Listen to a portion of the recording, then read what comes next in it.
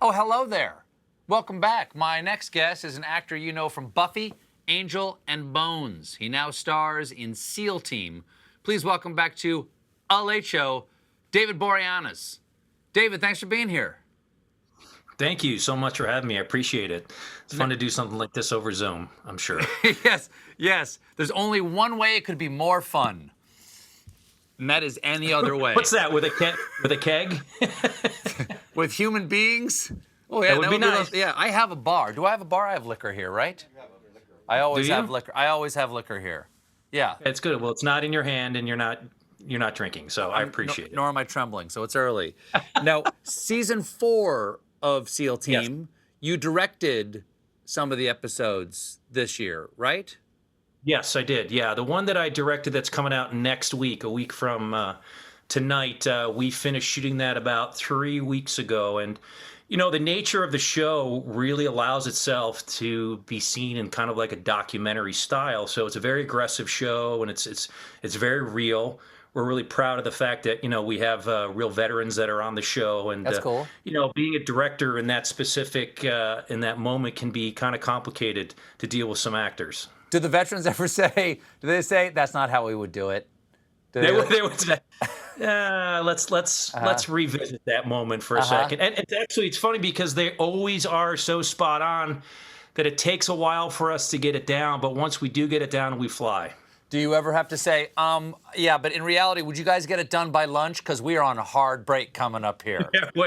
Yeah, in Hollywood, we can say cut. But in live, it's life or death. And those guys really sacrifice for our freedom. So it's a fun show, and we're just holding our breath for season 5. So hopefully that comes out soon. Now, what is David Boreanaz like as an actor in the point of view of David Boreanaz, the director? Did you guys clash, or was it a meeting of the minds?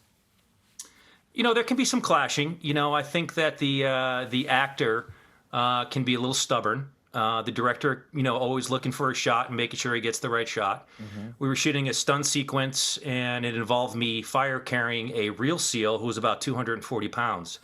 And the director in me said, David, actor, do not do this stunt because you will hurt yourself. But yet the actor in me said, I can do this. I can carry a 240-pound SEAL with full gear on my shoulder. So we kind of conflicted, and at the last minute, the actor David decided to do the stunt and put the SEAL on his shoulder. And as he was walking 10 yards in, the right ankle rolled, and actor David fell pretty hard, rolled the ankle, and almost busted up both of his knees. So the director was happy that he got the shot, but the actor learned that the ego in the actor of David Boreanaz should just take a step back and realize that he can't do specific stunts like that anymore. Okay, let me ask you something about when you were young enough to do stuff like that. Is this true? Because I heard a rumor, which I'm interested in. Were you an altar boy? Yes, I was an altar boy. So coming from an Italian kind of family, that's kind of like a rite of passage. Sure. Where it's like once that moment comes to become the altar boy, it's like the mom is so pleased. I still believe my mother today wishes that I went into the priesthood. And actually thought that over many meals. Every Catholic mother, my parents, I'm one of 11 kids. I don't know how many in your family, but all of us, big Irish Catholic family, all of us my parents felt it was their duty to introduce to us the idea that we must consider for a moment the holy orders. Just for a moment. Yes. That was their duty as a parent. Did they ever ask you to think about it?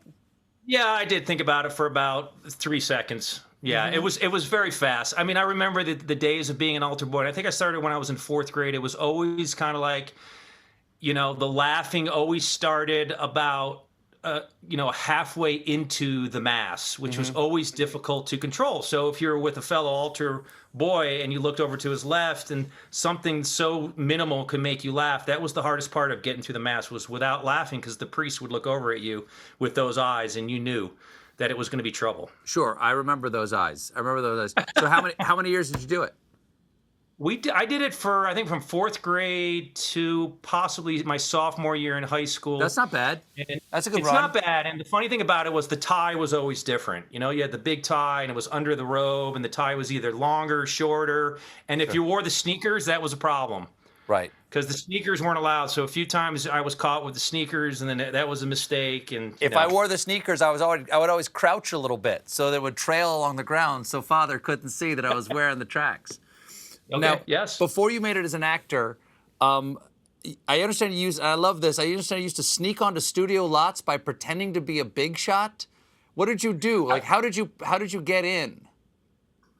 Well, this was back in '91, so it was like the days were a little bit lax in security. And I remember when I drove out cross country with my father, and I was living downtown. I was sleeping on a couch, and for my graduation from college, I got 2 suits, a tan one and a dark one. So I would put the suit on, and I would go to the studios, and I would actually just be in my suit with my briefcase, and I'd walk in with everybody else. And fortunately enough, one of the days I did walk on, I walked onto the set of Cheers. And so I just basically looked like one of the background in Cheers. And they thought I was an extra, which is great because I got free lunch that day, which worked out perfectly for me because I was struggling. And to have a set lunch was remarkably great for my stomach. We'll be right back with more David Boreanaz and his tales of door-to-door meat